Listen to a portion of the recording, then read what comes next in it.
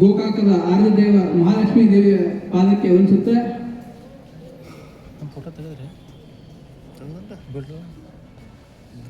ಈ ವೇದಿಕೆಯಲ್ಲಿ ಆಸೀನರಾದಂತಹ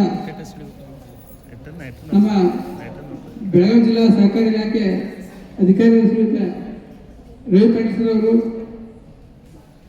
ಬೈಲಹೊಂಗಲ ಸಹಕಾರಿ ಇಲಾಖೆ ಅಧಿಕಾರಿ ಸಹೋದರಿ ಶೈನ್ ಅಖ್ತರ್ ಮೇಡಮ್ ಅವರು, ನಮ್ಮ ಈ ಕಾಲೇಜಿನ ಪ್ರಿನ್ಸಿಪಲ್ ಮೇಡಮ್ ಅವರು, ನಮ್ಮ ಸಹೋದರ ಎಸ್ ಎಸ್ ಪಾಟೀಲ್ ಸರ್ ಅವರು, ನಮ್ಮ ಬೇಲೂರು ಪಾಟೀಲ್ ಸರ್ ಅವರು, ಮತ್ತು ಎಲ್ಲ ಕನಗಾವಿ ಕುಸುಮಾ ಮೇಡಮ್ ಅವರು, ಎಲ್ಲರಿಗೂ ರೇಪಣ್ಣ ಸರ್ ಅವರು ಎಲ್ಲ ಆತ್ಮೀಯದ್ದಾರೆ. ಈ ಒಂದು ವಿಷಯ ಹೇಳಬೇಕಂದ್ರೆ, ಈ ಶಾಲೆಯಲ್ಲಿ 84-85 ಇಸ್ವಿಯಲ್ಲಿ PUC ಫಸ್ಟ್ ಇಯರ್ ಸೆಕೆಂಡ್ ಇಲ್ಲಿ ಕಲಿತ ವಿದ್ಯಾರ್ಥಿ 40 ವರ್ಷದಂತ ಇಲ್ಲಿ ಒಳಗೆ ಬಂದಿದ್ದೇವೆ. ಈ ಒಂದು ವೇದಿಕೆ ಕಲ್ಪಿಸಿದ್ದಕ್ಕಾಗಿ ನಮ್ಮ ಎಲ್ಲ ಸಹಕಾರ ಇಲಾಖೆ ಸಿಬ್ಬಂದಿಗಳಿಗೆ ಮೊಟ್ಟ ಮೊದಲು ಹೃತ್ಪೂರ್ವಕ ಧನ್ಯವಾದಗಳು. ಈ ಎಲ್ಲ ವಿದ್ಯಾರ್ಥಿಗಳ ವಿಷಯ ಹೇಳಬೇಕಂದ್ರೆ, ನಾವು 82-84ರಲ್ಲಿ SLC ಕಲಿಯುವಾಗ ವಿದ್ಯಾರ್ಥಿಗಳ ಒಂದು ಸಂಚಯಕ ಅಂತ ಇತ್ತು. ಸಂಚಯಕ ಅಂದರೆ ಪ್ರತಿ ವಿದ್ಯಾರ್ಥಿ ಬಾಲ್ಯ ಜೀವನದಲ್ಲಿ ಒಂದೊಂದು ಪ್ರತಿ ಗುರುವಾರ ಇದ್ದಾಗ 5 ರೂಪಾಯಿ ಉಳಿತಾಯ ಮಾಡೋದು. ಶಾಲೆಯಲ್ಲೇ ಒಂದು ಉಳಿತಾಯ ಪದ್ಧತಿ ಇತ್ತು. ಅಲ್ಲಿ ಸ್ಕೂಲಲ್ಲಿ ಪ್ರತಿ ವಿದ್ಯಾರ್ಥಿ 5 ರೂಪಾಯಿ ಹಾಕಿ ಯಾವ ವಿದ್ಯಾರ್ಥಿ ಸಾಲ ಬೇಕು ಸಾಲ ಕೊಡೋದು. ಅದು ಬಡ್ಡಿ ಇರ್ತಿಲ್ಲ, ಶೂನ್ಯ ಬಡ್ಡಿ ಕೊಡ್ತಿದ್ರು. ಅದು ಆಗಲೇ ಸ್ಟಾರ್ಟ್ ಇತ್ತು. ಅದು ಮಾಧ್ಯಮಿಕ ಶಾಲೆಯಿದ್ದಾಗ ಸ್ಟಾರ್ಟ್ ಇತ್ತು. ಮೇಡಮ್ ಹೇಳಿದಾಗ ಅದು ಒಂದು ಸಹಕಾರ ಆಗ್ತದೆ. ಜೊತೆಗೆ ಈ ಸ್ವಸಹಾಯ ಸಂಘಗಳು ಬರ್ತಾವೆ, ಅವು ಕೂಡ ಸಹಕಾರ ಬರ್ತಾವೆ. KMF ಅಂತೀರಿ, ಅದು ಹಾಲು ಬಂತು, PKPS ಬಂತು, APMC ಬಂತು. ಸಹಕಾರ ಸಂಘದ ಒಂದು ಕದಂಬ ಭಾವ ಅಂತ ಹೇಳ್ಬೋದು. ಇಡೀ ಜಗತ್ತನ್ನೇ ಆವರಿಸಿ ಸಹಕಾರ ಸಂಘ ಅಂತ ಹೇಳ್ಬೋದು. ಚಿಕ್ಕ ಮಕ್ಕಳಲ್ಲೂ ಕೂಡ ಸಹಕಾರ ಸಂಘ ಮಾಡ್ಬೋದು, ವೃದ್ಧರಲ್ಲಿ ಸಹಕಾರ ಸಂಘ ಮಾಡ್ಬೋದು, ಮಹಿಳೆಯರಿಗೂ ಸಹಕಾರ ಸಂಘ ಮಾಡ್ಬೋದು, ಪುರುಷರಿಗೂ ಸಹಕಾರ ಸಂಘ ಮಾಡ್ಬೋದು.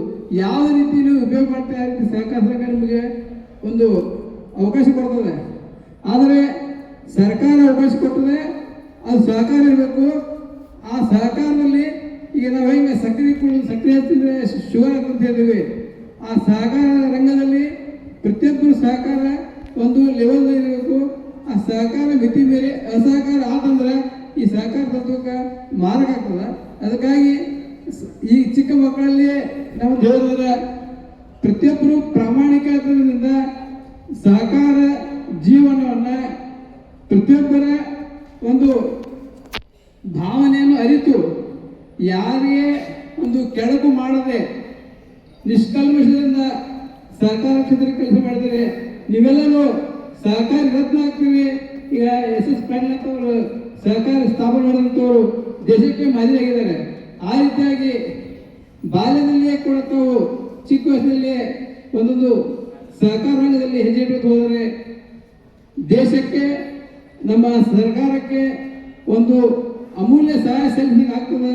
ಅದಕ್ಕಾಗಿ ಎಲ್ಲ ವಿದ್ಯಾರ್ಥಿಗಳು ಕೂಡ ಈಗಿಂದಲೇ ನಾಳೆ ತಮ್ಮ ಪದವಿ ಮುಗಿಸಿದ ಮೇಲೆ ಸಹಕಾರಿ ಇಲಾಖೆಯಲ್ಲಿ ಅಂದರೆ ಸರ್ಕಾರ ನೌಕರಿಗೆ ಆಸೆ ಪಡದೆ ಒಂದು ಸಹಕಾರಿ ಸಂಸ್ಥೆ ಮಾಡ್ಬೋದು, ಸವಾಲು ಸಹಕಾರ ಮಾಡ್ಬೋದು, ಕ್ರೆಡಿಟ್ ಸವಾಲು ಸಹಕಾರ ಮಾಡ್ಬೋದು ಮಾಡಿ ಸ್ವಂತ ಕಾಲದಲ್ಲಿ ನಿಂತು ನೀವು ಇನ್ನೊಬ್ಬರಿಗೆ ಕೆಲಸ ಕೊಡುವಂಥ ಪ್ರಯತ್ನ ಮಾಡಿದರೆ ಅದು ಒಂದು ಸರ್ಕಾರಕ್ಕೆ ಅನುಕೂಲ ಮಾಡಿದೆ ಅಂತ ಹೇಳುತ್ತಾ ಇಷ್ಟೊಂದು ಭವ್ಯ ಸಮಾರಂಭದಲ್ಲಿ ನಮಗೆ ಮಾತನಾಡಲು ಅವಕಾಶ ಕೊಟ್ಟು ಒಂದು ಅವಕಾಶ ಕೊಟ್ಟದಕ್ಕಾಗಿ ಸಹಕಾರ ಇಲಾಖೆ ಸಮರ್ಥಾಧಿಕಾರಿಯಾಗಿ ಹೃತ್ಪೂರ್ವಕ ಧನ್ಯವಾದಗಳು. ಪ್ರತಿಯೊಬ್ಬರು ಸಹಕಾರ ತತ್ವವನ್ನು ಅಳವಡಿಸಿಕೊಡ್ಬೇಕು ಅಂತ ಹೇಳುತ್ತಾ ನಮ್ಮ ಮಾತಿಗೆ ವಿರಾಮ ಕೊಡ್ತಿದ್ದೇವೆ. ಜೈ ಹಿಂದ್, ಜೈ ಕರ್ನಾಟಕ, ಜೈ ಸಹಕಾರ.